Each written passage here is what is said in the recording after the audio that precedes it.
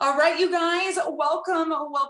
We are going to get right into it today. Welcome to our Momentum Mastermind, which is, so for those of you who have not joined us before, I'm going to give you a couple of ground rules and disclosures. We do this once a month on the first Thursday of the month. This is specifically designed to support our agents that are $0 to $2.5 million in production. All agents are welcome to participate no matter what production you are in, but remember that today's conversations are going to be specifically designed to the tools, scripts, resources that our launching agents, igniting agents need around that 0 to 2.5. If you are on the call today, welcome to a mastermind, which means you are real, live, and in person. So if you are on this call and dressed appropriately, we are going to ask that you turn your camera on. Masterminds work better when we can see and interact with real life people, not just little black boxes on our Zoom screen. We always launch these masterminds with a guest speaker. So excited about this. We're going to start with an interview, and then we are going to talk about actual tactics for you to take away from today. And we will open it up to questions and discussions along the way. So please know that this is a participation mastermind. Please feel free to raise your hand or put notes in the chat box. Shannon, are we ready to rock and roll? We're good. Woo! All right, you guys, today we are going to be talking about the very hot topic. It is one of our most questioned topics, especially over the last year. And any market, that's a great conversation. And in this market, it's been a controversial conversation. So today we are talking open houses, to do or not to do. We brought on the call today the expert. And by that, I mean, I went to our top agents across the network and asked them if they'd be willing to share. And multiple times they said, if you're going to interview somebody, you should interview Shannon. So you are all lucky to have her on the call today. She is our Experienced Brokerage Network 2020 Rookie of the Year. She closed over $7.5 million worth of business in her first full year of real estate. And today she's going to tell us about her secret sauce. So, you ready for the tough questions, Shannon? Yep. Just starting my coffee. So yeah, I'm getting there. All right, so starting with mindset, we are going to rewind this clock a little bit, right? So when you originally launched your career and you were deciding on what your preferred levers for lead generation would be, was open houses one of your top intended lead generation sources? Yes, because I was broke. And open houses generally are free, although you pay for material, whatever, printing materials. But I I still don't spend a lot of money on marketing, and I do a lot of in-person marketing, which is open houses. And so I thought it would be, it was pre-COVID. I got 2 months of open houses after COVID. So it was, definitely something that I wanted to utilize on top of reaching out to my sphere that, like, in launch, I don't know if everyone went through launch in this group, but they make you do phone calls.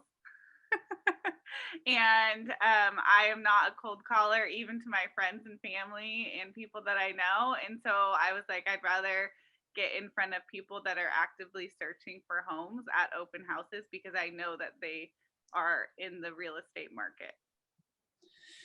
You know, I love that conversation. And you guys, for those of you who are thinking about lead generation sources, I want you to take a note of what Shannon just said, right? Like, as we are launching our businesses, we do something called leading with revenue, which means a great place to start is with a lead generation source that is at the highest rate of return for the least amount of time, energy, or monetary investment. So open houses definitely fit into that category of lead generation. Okay, so 2 months of glorious intention of launching your career with a robust open house plan. COVID hits. How did your mind shift at that time? Well, I think if I can remember correctly, I think we were not allowed to do open houses for a while. I think everything was shut down. And so I kind of stopped working a little bit and was trying to reach out to my sphere. But I think everyone kind of had these like 2 to 3 weeks of like, oh, shoot, what are we going to do with our business if we can't work?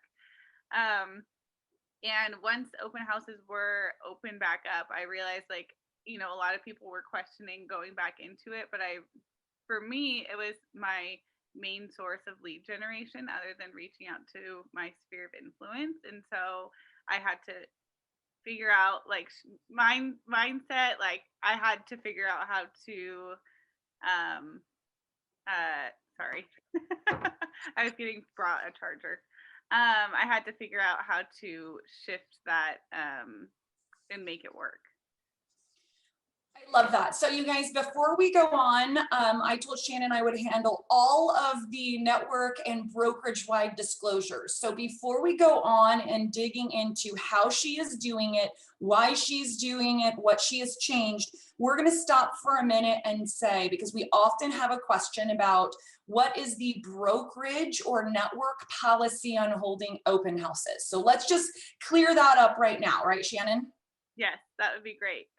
Okay.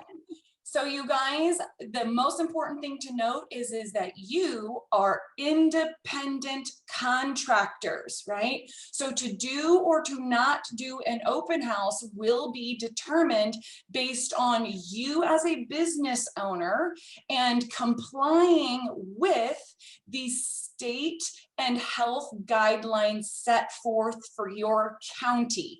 We have individuals on this call today across multiple counties. So remember that just because it would be relevant in Multnomah County may be very, very different in Wasco County or Tillamook County or Marion County or any of our other counties. So remember that the brokerage cannot tell you as an independent contractor what you can and can't do outside the confines of that. We can give you recommendations because it is your liability, as well as advise you to understand all state, association, and health guidelines. So if you are going to do open houses, it is your business responsibility to be in the know about those guidelines. In addition to that, it is up to your seller. So any open houses must be approved in writing by your seller so that you know that you have the permission to move forward. Did I cover it, Katie and Shannon? Anything else you guys would add to that? No, that sounded great. All right, so now we can take that question off the table because we are talking about how to hold safe open houses if you so choose to. We will also end this call with some options of if you don't feel comfortable doing open houses, what would alternatives be? All right, let's get back to it, Shannon. Let's do it. Everybody on this call is familiar with what a traditional open house looks like under what the old normal. How did you change your approach to holding open houses as you transition back into holding them during the time of COVID?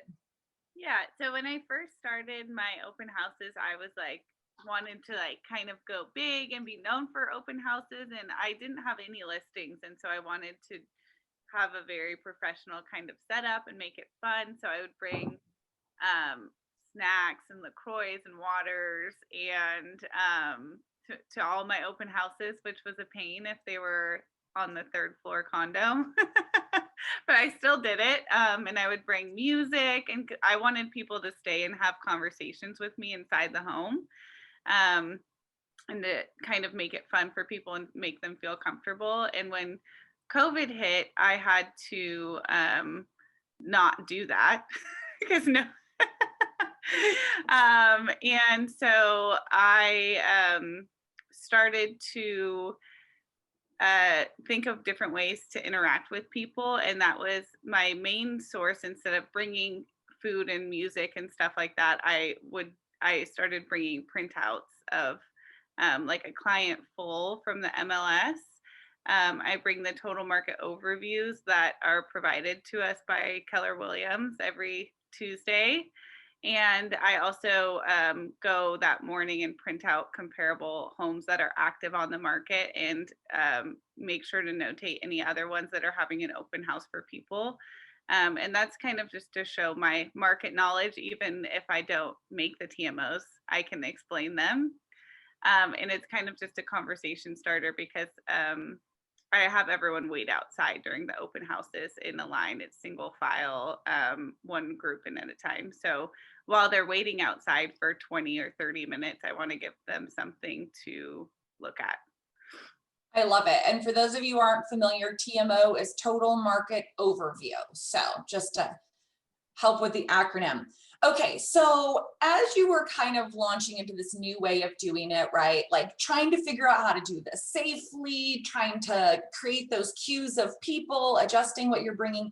We want to know about your hurdles, right? Like it's awesome to talk about what our successes were, but what were some of the things that emerged or challenges that you had to navigate, or places that you maybe failed or stumbled?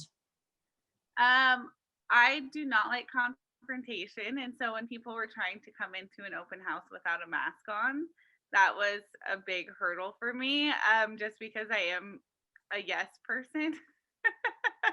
And so I would bring setups with, when COVID first started. Now it's more customary for people to have their own masks, but I provided masks, gloves, hand sanitizer, and had kind of like a little setup outside of the house to keep everyone safe.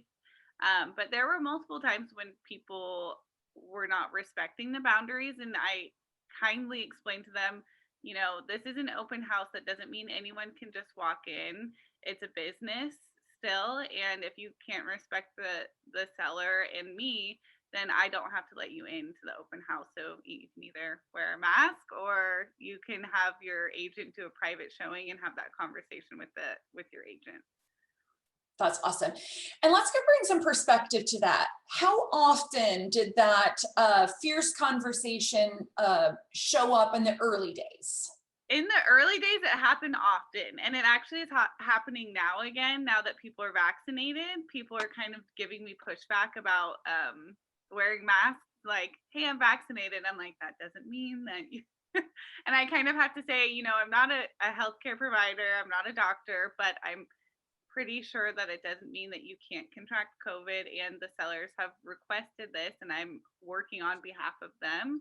And so if you would like to come in, then you need to wear a mask and follow the guidelines.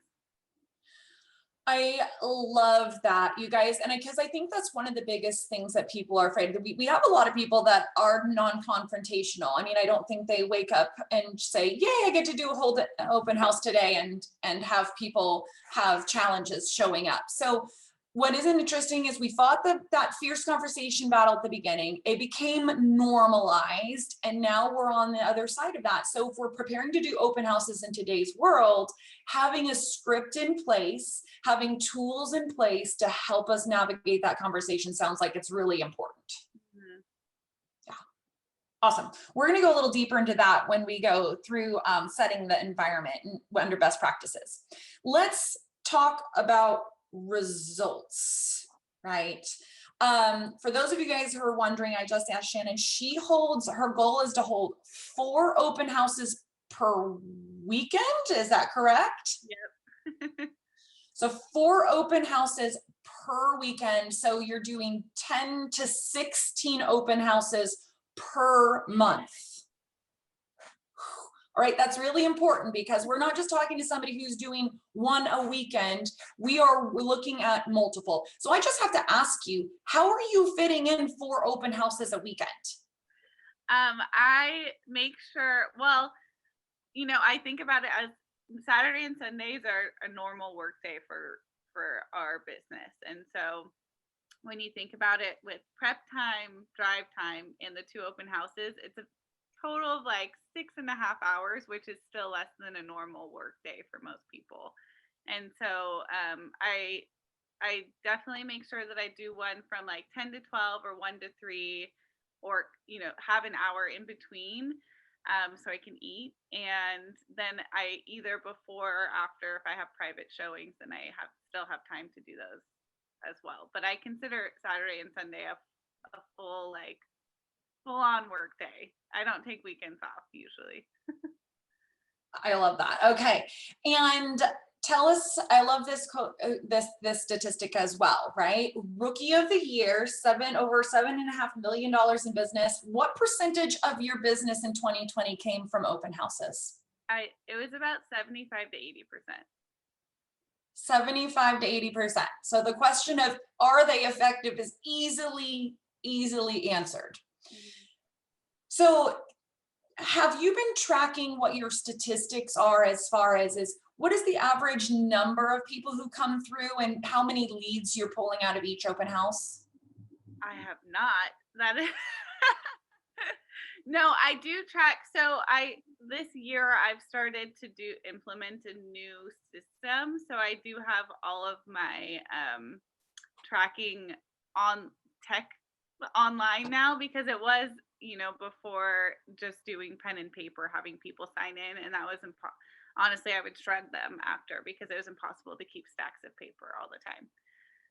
So unless I had good conversation with one person that I remembered, I would throw away the rest of the information.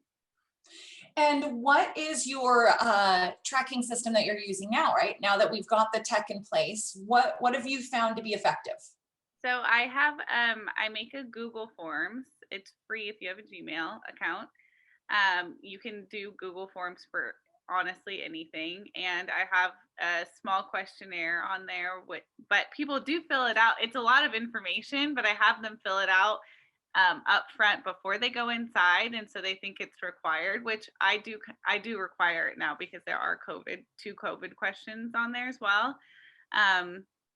But it has their name, email address, phone number, personal home address.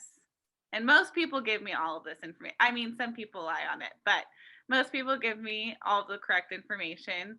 I also ask them to provide their realtor information so I can give feedback if it's not my listing to the listing agent on whose clients are coming into the open house. And it says, if no realtor information, please put NA, so not applicable. And those are the ones that are the good leads for me.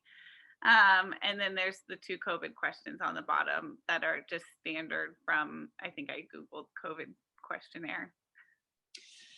Okay, guys, I want you to take away something out of what she just said, because before the time of COVID, I would say one of the biggest challenges or mental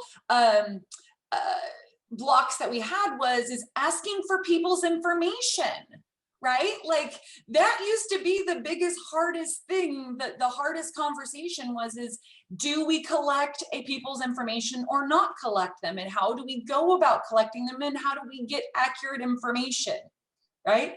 Now, this is one of the blessings or opportunities of the time of COVID is because contact tracing, it is very easy and common to not only ask for the information, but get accurate data back. So for those of you who are looking for the silver lining in your COVID open house protocol, there it is, better data. Okay, so before we get into some best practices, Shannon, we want to get your best advice on mindset. For those of you out there that are just getting started with open houses or are just getting comfortable with the idea of doing open houses again, what would be your best advice? My best advice is to just do it. I was very nervous going into doing open houses also. I was not a salesperson before I started real estate. And so talking to people and trying to sell myself or sell a home was very alien-like to me. Like I didn't know what I was doing. But the best thing to do is just get out there and do it, because if you don't, you're never going to meet those people. I love it. Just do it. There it is, you guys. That's the Nike plug. Just do it. All right, you guys, we are going to transition into some best practices. We are going to continue in conversation with Shannon. We are going to open up for question. We want to hear what's working for you guys too. So we are going to go through 5 aspects of best practices and open up for discussion. So for those of you, just to kick it off, I did drop into the chat box the most recent guidelines by the Oregon Association of Realtors. It also has links to OHA in it. It is in your chat box. It tells you what their advice is as of March 12th for open houses. Very similar to what we just said, is it's your own business. Know the processes. It also tells you how many people per the guidelines are allowed in each of your public or in each of the houses at any given time based on the risk level of your particular county. So if you don't have that resource very accessible, grab it out of the chat box. All right, let's rock and roll, Shannon. You ready for the next phase 2 of this conversation? Number 1, finding open houses to hold. Where are you finding your open houses to hold? Are they all your listings, or are you getting them through other sources? I wish they were all my listings one day. So I have found that the best practice is to go on to your MLS, type in your I think it's 4-digit, ours is at KWRP, it's KWRP001, and you can see all the listings for your office. And I just go on there on Wednesday or Thursday, see who has new listings live, and on there, there's also an open house. I don't know if you guys have all looked on the MLS, but there's an open house, like the next open house little thing on there. And if they don't have one already scheduled, that's the person I reach out to. So you can kind of pick and choose. But if there's not a lot of listings in your office, then you can't pick and choose, and you should just do whichever one is available. And so I personally call or email the listing agent and let them know my practices. Like, this is how I safely hold open houses. I'll give you feedback after. I've done a lot for these other agents in the office, and you're more than welcome to ask them how I did. Can I hold an open house from you on Saturday and Sunday from 10 to noon or whatever? I love that. I'm going to give you guys, and Shannon's so glad to hear that you're utilizing that resource. I'm going to give you a couple of other nuggets to take away for finding great open houses in your brokerage. Number 1, Shannon, love that you're using the MLS and looking at it on Wednesday, right? Like in preparation.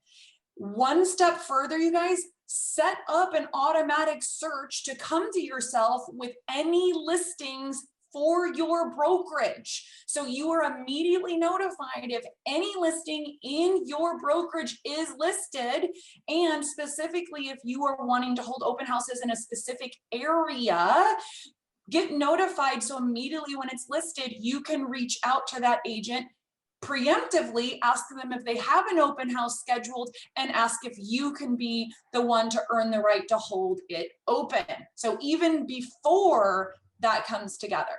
Number 2, once you have established a relationship with an agent, a top agent that is a major lister, give them exceptional service, right? Just like Shannon said, tell them, this is how my process is. This is how I can help you expose your property. This is how I keep people safe. And create that relationship over time. After you hold a great open house for them, give them the feedback, right? Let them know exactly how it went. And guess what? The next thing is, just like your transactions, when you say, who else do you know that wants to buy, sell, or invest? The next question should be, do you have any other listings coming up? Can I hold those and get them on my calendar now? Right? Ask then. Here's the secret sauce, you guys. Mega agents are very, very, very busy. If they are listing agents, they are managing a lot right now. If you can be the easy button, they will choose you. Now, you ask a mega agent on Thursday if they have an open house, they may or may not have it available. If you ask them what's coming down your pipeline, they might have 5, 6, or 10 listings coming up in the next 30 days, right? They just don't think about it the same way you guys do. So there's some extra tips. Oh, and the last thing is, Shannon, I love that you say you can contact these agents to see how I've done. I would recommend going one step further, and after you give a top agent an exceptional experience holding their open house, ask them for a testimonial. And when you go to an agent and say, I'd like to hold your open house, here's testimonials from other agents in our office about what a great job I did, they don't have to do anything else, and they feel more comfortable with choosing you to hold their open. Awesome. Anybody else have any other ideas about how they're finding open houses or best practices to be the one that gets selected to hold the valuable open house?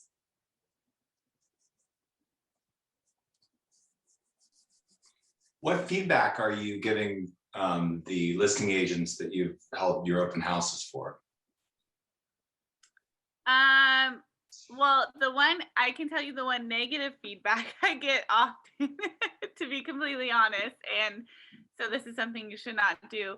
You should plan 15 minutes. I always overbook myself on the weekends because most people have weekends free for private showings.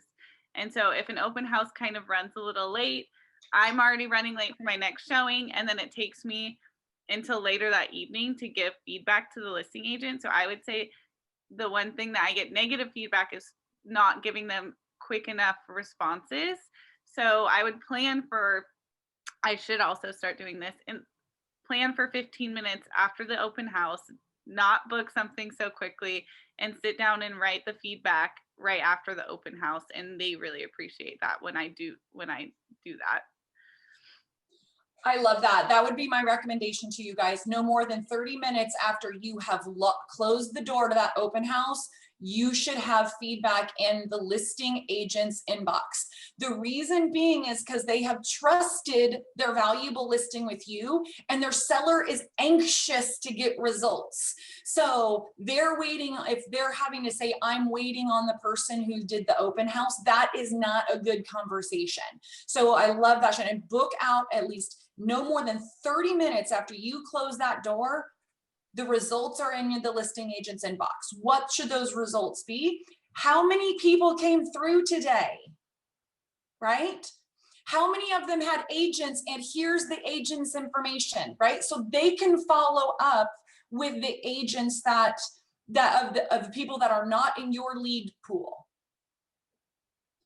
What feedback was given, right? On condition of the home, good or bad, transparent, right? Like, don't sugarcoat it. Like, this is what the feedback was. It smelled like cat pee, right? It was fantastic, whatever it is. And then the last thing is any challenges that came up during the open house. Did you have any issues with people not following the rules? Did you get there and the doors were unlocked, right? Like, what happened? Was there anything out of the ordinary that happened during your time at the open house that the listing agent should be aware of at that time? So there's no questions later about who left the back slider door open, or who let the cat out, or any of those other crazy things that might have happened. Is that helpful, Dave? It is, thank you. Leslie. Yes. So once I finish my open house, I get it in the car for a safety reason. I text the agent and say, hey, I've completed the open house. This is how many parties came through. I'll follow up with the agents when I get home. But I text as soon as I get done, mainly for a safety issue, that I've finished it and that I'm okay. I love that. And I love the planning to do it part too, right? Like put a system in place. The faster you get the results back to those agents, the more likely you are to do another open house for them. Awesome. Okay, we are going to talk about advertising and getting the word out, right? What does that look like, Shannon, for you right now? Like we've got the open house, it's scheduled from 10 to 12 on Saturday. What is your system or process for marketing and advertising of that open house? Yeah, so if it's not mine, I always ask the listing agent to make sure, well, this happened recently where the listing agent forgot to put it in. So I was at the open house and there was no one there, and it was a very desirable home in a desirable area, and it's because they forgot to list the open house. So I would say make sure that it's listed in the MLS, and also I usually ask them to also write it in the public remarks, because sometimes people don't see that open house link on there. So if it's listed open house Saturday and Sunday in the public remarks, then more people will see it. And then I also always advertise open houses. It's just a way to get in front of people that I know on social media. So on Instagram and Facebook, I'll sometimes do the day before, definitely the morning of, saying that I'm doing an open house here, DM me for more information, like direct message me for more information. And that's a way to promote the open house, but it's also a way to show the people that I know that I'm working. And I work on the weekends, which is really important for people when they're looking for a real estate agent. I love that. So you're leveraging, and I think that's great. So one, confirming that once you've accepted doing an open house, that the listing agent is also participating in driving that engagement. A great thing to do is if ask the listing agent what else you can do to help, right? And in pushing that forward, we noticed it wasn't. Is there anything I can do to help, right? Do you have signs out there advertising the open house? Can I help deliver them, right? Make it super easy for them to have you hold the open. So lots of social media. Now, open houses of yesteryear used to include additional activities such as surround mailings, surround phone calls, and door knocking. Are any of those in your open house toolkit right now? I did when I first started open houses. I would flyer maybe 100 homes directly near where I was doing the open house the morning of or the day before. Now I find that I'm too busy to do that. But it is, if you can make time to go and it's not pouring down rain, like I don't know where everyone lives, but sometimes it's just not going to happen for me here. But if you can do that and bring an open house flyer, I always make sure to have, when you're doing an open house flyer, have all the information from the agent's name and the MLS number, and like presented by whoever the listing agent is, but make sure you have your information on there as well, because you're the one out there doing the work. If one of the neighbors wants to come see the house, you're the one that they should call. Awesome. Anybody else doing anything to get the word out these days for successful open houses? For the last years, it's been one of our top 3 business sources. We do some of the traditional stuff. So we do the calls, we've done direct mail, but then another cheap way that we make sure on the directional signage, put out at least 15 to 20 minimum. And then we went on Amazon and ordered one of these cheap, like massive flag, they're like 8 feet tall banners, just so it's very apparent like something's going on. I think it cost us like $60, and we just have used it to no end. So that's just some other things we've done. I love it. Peggy, I saw that you were gonna add a little extra. What do you got? Yes. I always send it to my database. I advertise the open house to them. And because I've got a lot of my database is from open houses, that they always, sometimes they'll show up and sometimes they won't. But At least they know that there's an open house, and I always disclose who I'm doing it for. I love it.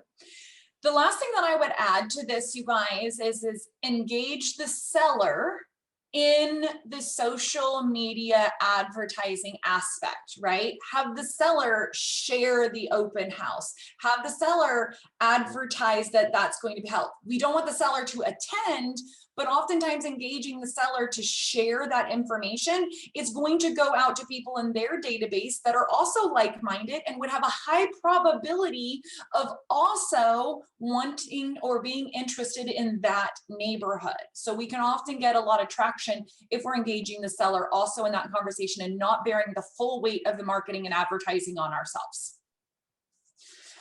Okay, Shannon, we're going to move to creating a safe environment, right? So you talked a little bit about it above, but walk us through that again. What are the health and safety protocols that you've put into place to ensure that you have the safest environment possible for consumers to come through and for your clients? Yeah, so I like the new open house design where I stand outside, so I'm giving kind of people the privacy inside. I stand in the doorway, so I can kind of make sure that they're, you know, just looking through the open house and not doing anything weird. But I think it gives them their personal space as well instead of standing near them. And I'm also, while in the meantime, checking people in that are waiting outside 6 feet apart. And I'm giving them, you know, making sure that everyone has a mask on. So I always have extra masks before entering. I ask them to use hand sanitizer, which I bring, but a lot of times now agents will have hand sanitizer in the home. Like I would say 99% of the time, but I always have some just in case. I do have gloves also in case people, sometimes I was getting pushed back on hand sanitizer before, saying that they were sensitive. So I give them the option, here's gloves or use hand sanitizer before entering the home. And especially if it's occupied, I just give a heads up like, hey, you know, people still live in this home, so please be mindful of touching things because of COVID. Like, don't open cabinets. Like, you can kind of imagine what's in there. And then for safety, for my safety also, I also appreciate the new open house concept where I'm standing outside. I'm never alone in a home with someone. So that actually makes me feel really comfortable. And I think even after COVID, I'm going to continue doing open houses this way instead of sitting in the kitchen and having just anyone come in and close the door. So it makes me feel safe as well as, you know, the safety protocol for COVID. I love it. And then of course, collecting all of their data is the other piece of that safety measure, right? Like just in case we have a challenge. Okay, anything else, you guys? I want to open it up for those of you who are holding open houses. Is there anything else unique or specific that you're doing to ensure that we create the safest environment possible?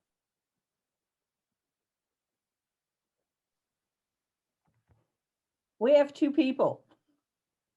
Awesome. Tell us more about that, Peggy.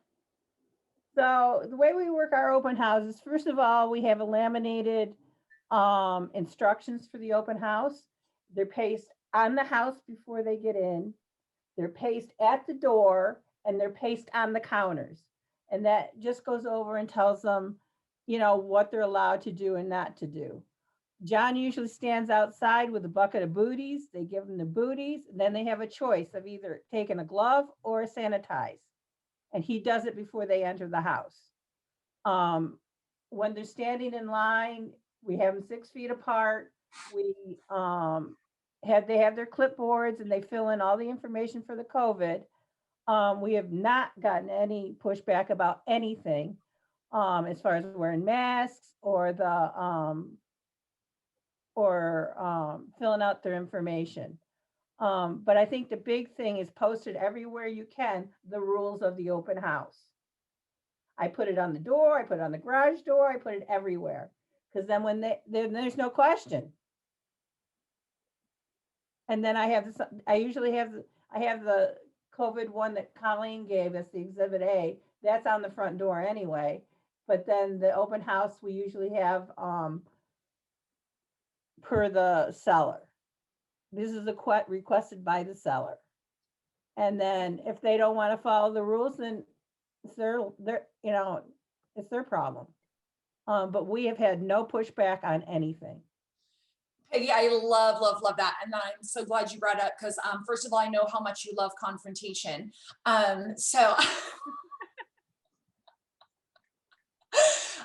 You guys, I cannot express this enough. Signage, signage, signage, right? Like, it's not me that is saying it, it's OHA. It's not me. This is a requirement of the seller.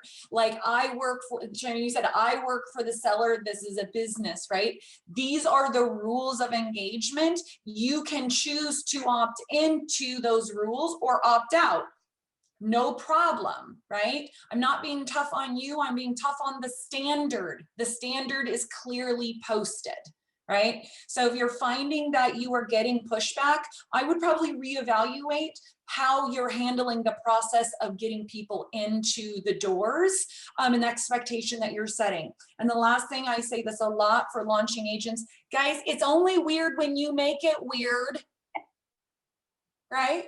It's only weird when you make it weird. If they show up and it's all set up and that's normal, and you act like it's normal, and people start funneling into line and taking their booties and putting on their gloves, it's really hard for one person to be like, I'm not going to do that, because it's normal that the system is in place, right? Awesome. All right, you guys. Oh, go ahead. One other thing that we do is, the mistake we made on our last listing is that we had bookings for agents the same time as the open house. We'll never do that again. But again, we put a sign up. If you have an agent with an appointment, you go to the head of the line. So then they have priority. So I'm going to get that. I'm going to clarifying point. You have the open house, but people can sign up 4 times. They arrive with an appointment, they get to bypass the line. Correct, if they're with an agent. If they're with an agent, I love that. So if the agent goes on to showing time and picks a time to show the house during the open house, they go to the top of the line. And if we know that that's happening, then again, there's signs everywhere. Okay, for both of you guys that are, I love you, that and you guys, everybody feel free to jump in.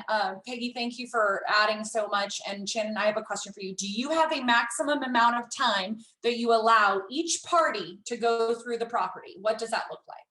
I tell them 5 minutes, and I give them the option. If there's a line, if there's no line, then obviously I'm not going to rush. If there's no line, people stay in there for an hour, and that's great for the seller if somebody's in their home for an hour. So I do 5 minutes max if there's a long line, and then I give them their options if they need more time. I say, if you don't have an agent, I'm more than happy to book a private showing with you sometime this evening. Or if you do have an agent, I recommend asking them to give you a private showing so that you can have 30 minutes of free time in the home if you need more than 5 minutes, because I know that it's a short amount of time, but there's 20 people in line, and so we got to get through the open house. I love that. And do you tell them that verbally, or is it posted on a sign? I don't have any signs posted, just whatever the agent has, because I'm out front talking to people while the people are inside. And usually I have like an escape route I try to have an exit for the people that are inside, and I try and make them come back around to the front, so that when I send someone in, I can ask them if they've had any questions about the home.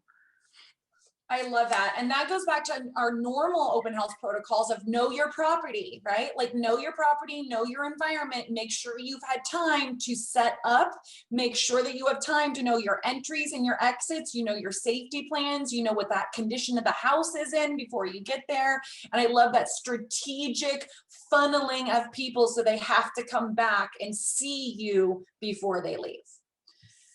Okay, we talked a little bit about information collection. So Shannon, you're using Google, just Google Docs, a Google form to do that.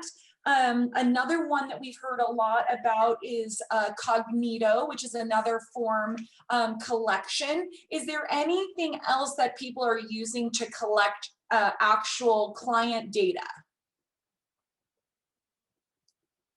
Peggy, what are you using? Are you using one of those resources, or are you just old school in it? We're old school in it. Everybody gets a clipboard. Everybody gets a clipboard, Everybody and gets- they get their own specific clipboard, right? Yep, with a pen that they get to keep. So we don't cross-contaminate. And then the COVID questions are first, and then we go through and see if they have an agent and what they're looking to buy or whatever. It's always filled from top to bottom. Leslie, you know, I've been doing it for 15 years. And how many people I've gotten out of open houses over the 15 years, and it works. Why break it? We did have one person say, "Oh, you're the only people we know that don't use the QR code." I'm going, well, you know. John goes, we're still a little old school, but it's worked for us for years, so we just keep doing it. Yeah, do we need to modernize it? Probably, and John wants to, but he can figure it out. You know what? I think that's fantastic, you guys, because I want you to know, just because you haven't set up a technological system doesn't mean you should not do open houses, right? There are ways that work, and guess what? Pen and paper, still legitimate method of doing real estate business. So don't let that be your excuse. All right, we're gonna wrap this up because we're going a little bit past. I always keep the line open until the end of the hour to discuss. But Shannon, tell us really quickly, what does your follow-up system look like, right? Like you've got all the information from these people, what do you do? So I always follow up with I feel text message works the best for the ones that say NA on the Google form. Like for the realtor information, I don't follow up with people that do have realtors out of respect, and also I don't want to waste my time trying to steal someone's clients. And so I do a text message, but they do give me their personal home address, and I always send a thank you card with my business card to them. So I have a million stamps and a bunch of thank you cards, and I go on Mondays or Tuesdays. I go through and send personal cards to everyone. Hey, Joe, thanks so much for stopping by my open house this weekend at blank. I'm more than happy to assist you with any real estate needs. I kind of make it short and sweet and tell them I'm always available. I'm more than happy to help if you have any questions. I love that. And what I want you guys to take away from this is that the success is in the follow-up. If you do not already have it set up, you should have an 8x8 program set up, systematic way of following up with people once they go through the open house. A full 8x8 is 8 touches in 8 weeks. When it's an open house, it really should be like 8 touches in 2 weeks, right? It should be immediate follow-up, right? Chances are if they looked at your open house today, they probably looked at others too. The person who gets in contact with them the first and best is going to win the day. So make sure you have a systemized and strategic way to follow up: text message, video, mail to them, email to them, set them up on a home search, 8 activities over the maximum of 2 weeks. And within those 2 weeks, they either become a legitimate client for you, or they would go onto your normal drip campaign. There's the secret. All right, you guys. I am going to just open it up for you guys to have general discussion. Shannon, anything else you want to say to wrap a bow on all of this? Oh, no pressure.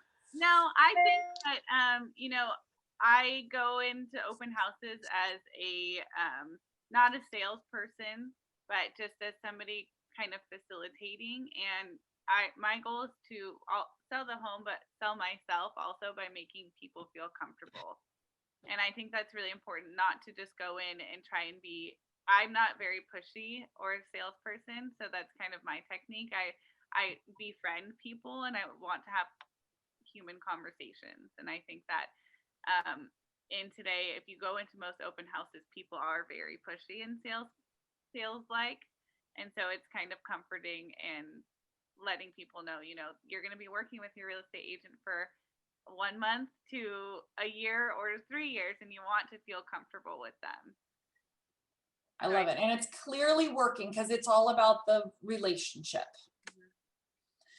All right, you guys, and for those of you who are still worried or nervous or not wanting to do open houses, there are other alternatives, right? There are virtual open houses and there are by appointment only options out there. Those are still legitimate ways to expose the property to people who would like to preview the home. So just know that if you are still in the camp of not comfortable and or have a seller that's not comfortable, it doesn't mean that we don't still have an opportunity to create exposure and procure leads from it. Not the focus of today, because today we were talking about the to-do part of the open house. So let's open it up, you guys. Anybody on the call have any questions that they want to go over before we close out today? In order to do open houses, you would need to get your own signage and then all of the other things that you spoke about. Sorry. So like basically you would, like being a new agent, you'd need to buy signs that say open house, get your own signs so that you have your own materials. Yeah. So you have your own stuff, right? Yeah. So I have A-frames. A-frames. You can get them from your office. And then just have my, mine are very, not fancy. It has like sticker with my name and phone number on the A-frame as well as the Keller Williams sign.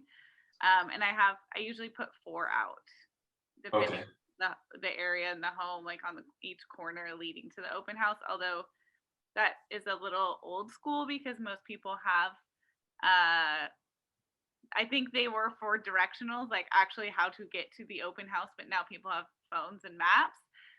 But it does get people in the neighborhood walking by. So I ask people, did you see it online or did you see the signs? And usually during the open house, 1 to 2 people come in from just seeing the open house A-frames out.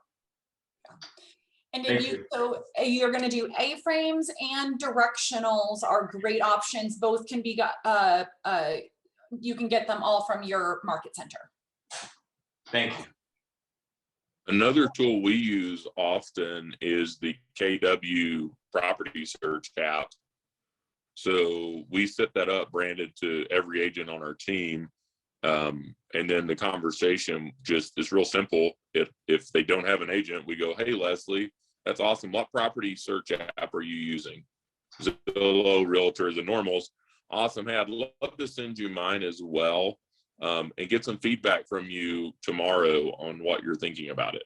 So we text it right there on the spot. Hey, Leslie, what's your phone number? Here's a link. You hear it ding or not, so you know if they're giving you the right number. And then you say, hey, awesome. I'm going to follow up with you in a couple of days and see what you think about it. So, awesome. I mean, that's something that if you're with KW, I mean, everyone has access to, is that free search app. I love that. That's a great tool. Right. So my suggestions for everybody that's a new agent, one of your initial investments needs to be 4 A-frames. The first thing I did when I got into business 15 years ago is I bought 4 A-frames, and they've made me more money than anything. So I just buy your 4 A-frames. That's pretty much all you're going to need. And it's done, you know, it was one of my initial investments when I got into real estate.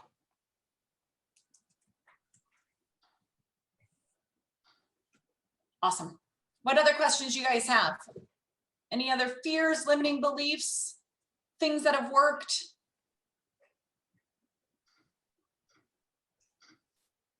All right, going once, going twice.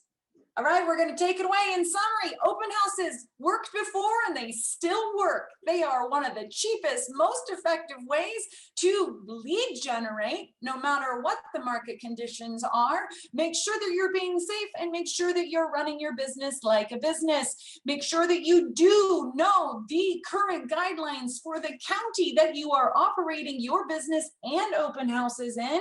Stay up to date on those guidelines as your responsibility as a business owner, make sure you have your seller's permission, and make sure you are setting yourself up for success and creating a safe and effective environment to do open houses. That is all we got for today. Have a powerful, wonderful day. Huge thank you to Shannon. Round of applause. Congratulations on an epic first year in the business. We learned so much from you. You guys have a powerful day.